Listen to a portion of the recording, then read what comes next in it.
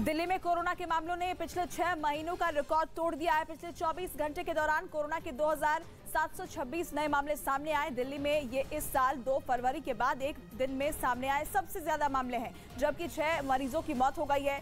संक्रमण दर 14.38% तक पहुंच चुका है, जबकि कोरोना के बढ़ते मामलों के बीच दिल्ली में मास्क पहनना जरूरी कर दिया गया है। मास्क नहीं पहनने पर 500 रुपए जुर्माना लगेगा। वहीं देश में कोरोना के मामलों में एक बार फिर तेजी से बढ़ोतरी हो रही है। पिछले 24 घंटों में कोरोना के 16,299 मामले सामने आए, जबकि 53 लोगों की कोरोना की वजह से मौत हो गई। देश में एक्टिव मरीजों की संख्या 1,25,076 है।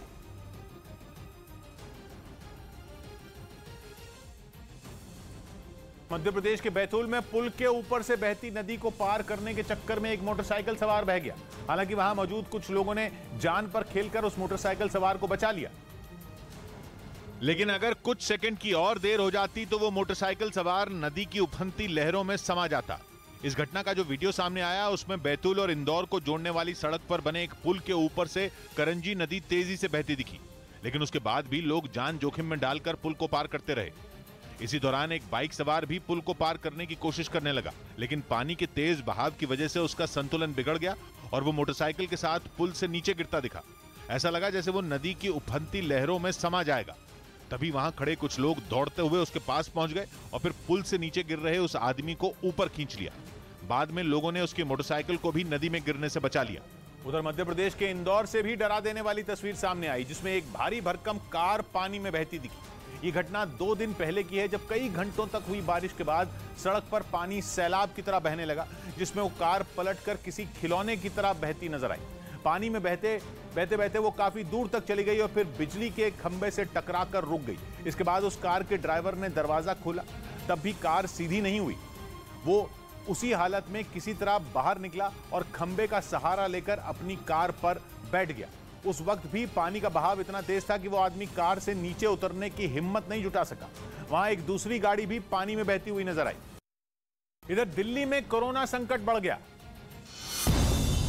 राजधानी में ओमिक्रॉन का BA.2.75 वेरिएंट पाया गया, जिस पर डॉक्टरों ने बताया कि पहली और दूसरी लहर के मुकाबले ये वेरिएंट तेजी से फैलता है।